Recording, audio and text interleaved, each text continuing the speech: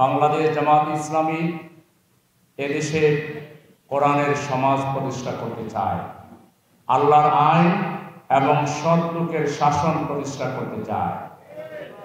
কোরআনের সমাজ মানে কি? কোরআনের সমাজ মানে হচ্ছে দুর্নীতি মুক্ত একটা সমাজ। কোরআনের সমাজ মানে হচ্ছে সুদ এবং ঘুষ মুক্ত একটা সমাজ। কোরআনের সমাজ মানে হচ্ছে অশ্লীলতা বেহায়াপনা মুক্ত একটি সমাজ। কোরআনের সমাজ মানে হচ্ছে সন্ত্রাস মুক্ত একটি সমাজ, একটি শান্তির সমাজ, একটি ভালোবাসার সমাজ, পারস্পরিক সম্প্রীতি, শ্রদ্ধা এবং সম্মানের সমাজ। কোরআনের সমাজ মানে হচ্ছে আল্লাহ রসুলের নেতৃত্বে মদিনায় যে কল্যাণ রাষ্ট্র কায়েম হয়েছিল সেই ধরনের একটি সমাজ। খোলাফায়ে রাশিদিনের নেতৃত্বে 30 বছর যে খেলাফত প্রতিষ্ঠিত ছিল সেই সমাজের নাম হচ্ছে কোরআনের সমাজ। যেই সমাজে যাকাত দেওয়ার মতো কোনো অভাবী লোক থাকে না, যেই সমাজের রাষ্ট্রনায়করা রাতের আধারে মানুষের সুখ দুঃখের খবর নেওয়ার জন্য রাতের আধারে ঘুরে বেড়ায়, সেই সমাজের নাম হচ্ছে কোরআনের সমাজ। এই সমাজ প্রতিষ্ঠায় জামাত ইসলামী তিলে তিলে সাধনা করে করে, অনেক জুলুম নির্যাতন নিপীড়ন সহ্য করে করে আজকে জামাত ইসলামী বাংলাদেশের মানুষের আশা আকাঙ্ক্ষায় পরিণত হয়েছে। জামাত ইসলামী এখন বাংলাদেশের মানুষের আস্থার মিনার। আজকে মানুষ পরিষ্কার করে বলছে আমাদের সব দেখা শেষ, এখন জামাত ইসলামের নেতৃত্বে দুর্নীতিমুক্ত বাংলাদেশ। দুর্নীতিমুক্ত বাংলাদেশের জন্য জামাত ইসলামের বিকল্প কোন দল বাংলাদেশের নাই। একমাত্র জামাতের হাত ক্লিন।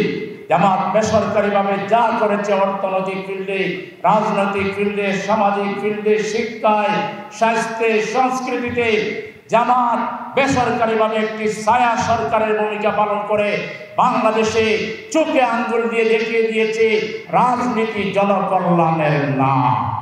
এটা শুধু মুখের কথার নাম নয়, এটা গলাবাজির নাম নয়, এটা বাংলাদেশে জামাত ইসলামী প্রতিষ্ঠিত করেছে। সুতরাং জামাত ইসলামী যখন কোরআনের সমাজের কথা বলে, এটা জেনে বুঝেই বলে, এটা মানুষের অধিকার প্রতিষ্ঠার কথা বলে, মানুষের কল্যাণের কথা বলে, মানুষের দুঃখ মোচন করে সুখ প্রতিষ্ঠার জন্য, শান্তি প্রতিষ্ঠার জন্য জামাত ইসলামী আন্তরিকভাবে এই কথাগুলো বলে। একবার এই জাতি পরিপূর্ণভাবে জামাত ইসলামের হাতে তাদের রাষ্ট্র পরিচালনার দায়িত্ব দিলে অনলি 5 ইয়ার্স মানুষ বাকি 54 বছরকে পার্থক্য করতে আর কোনো অসুবিধা হবে না। আমরা দৃঢ়ভাবে বিশ্বাস করি এইবার এই জাতি ঐক্যবদ্ধভাবে এই সিদ্ধান্ত নেবে ইনশাআল্লাহ।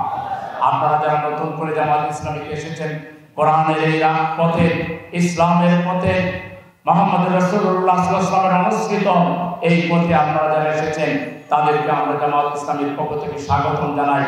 আপনারা এখন কোরআন অধ্যয়ন করতে হবে, হাদিস অধ্যয়ন করতে হবে, ইসলামী সাহিত্য পড়তে হবে, রিপোর্ট রাখতে হবে, আপনাদেরকে আত্মগঠন করতে হবে, পরিবার গঠন করতে হবে, কোরআনের রঙে রঙিন হয়ে আপনাদেরকে ইসলামকে অনুসরণ করার পাশাপাশি ইসলামের একজন সাক্ষী হইতে হবে।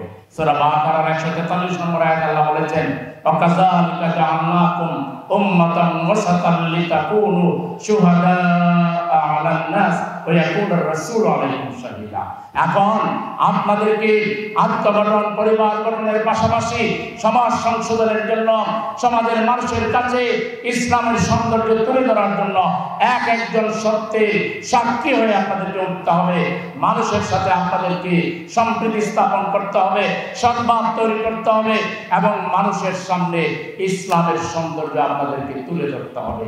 সেজন্য এখন থেকে আমরা প্রত্যেকে আমাদের পরিবারের অন্য সদস্য, আত্মীয় স্বজন, বন্ধু বান্ধব, পাড়া প্রতিবেশী সবার কাছে ইসলামের দাওয়াত, কোরআনের দাওয়াত, জামাত ইসলামী যে জনকল্যাণমূলক 4 দফা কর্মসূচি নিয়ে কাজ করছে, সেই কর্মসূচি জনগণের সামনে তুলে ধরা এখন আপনাদের নিজেদের ইসলাম মানার পাশাপাশি এটা একটা অন্যতম দায়িত্ব।